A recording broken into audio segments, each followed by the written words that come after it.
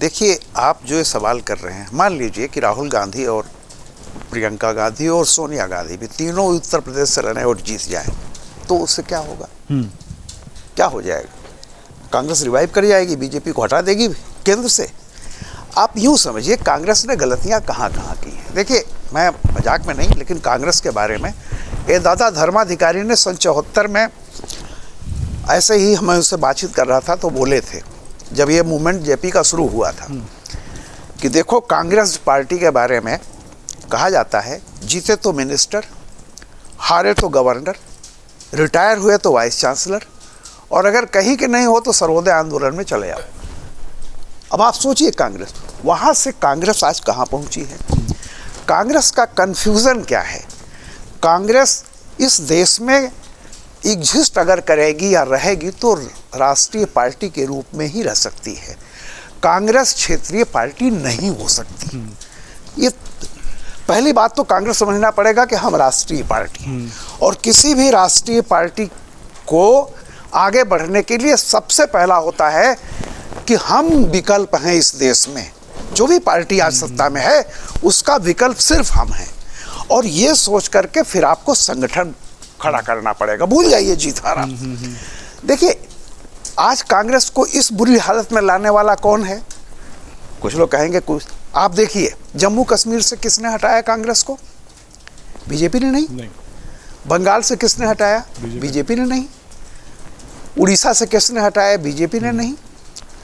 आप एकदम चले उछलते जाइए, नीचे जितना उत्तर प्रदेश से किसने हटाया? बीजेपी ने नहीं। बिहार से किसने हटाया?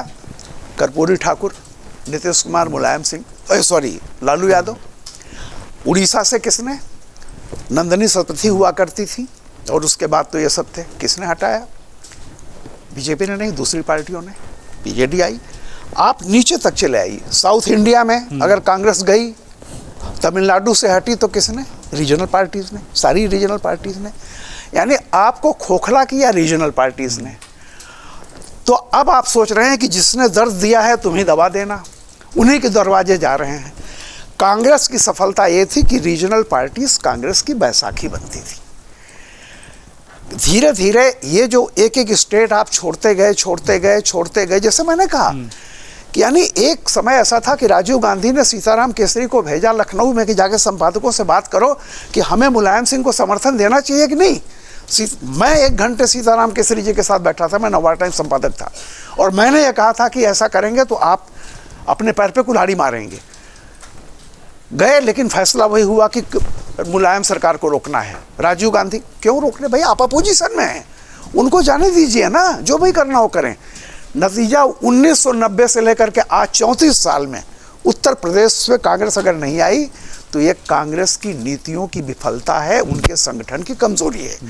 और अभी भी कांग्रेस सोचती है, मैंने एक बार दिग्विजय सिंह से कहा कि आपका मुख्य उद्देश्य क्या है? आप सत्ता में आना चाहते हैं या बीजेपी को हटाना? इसमें क्या प्रायोरिटी है? उन्होंने कहा बीजेपी को हटाना। मैंने कहा तो सीपीएम 70 साल से कर रही है। सीपीएम का तो घोषित नीति है कि हम सत्ता में नहीं आएंगे, हम बीजेपी को हटाएंगे।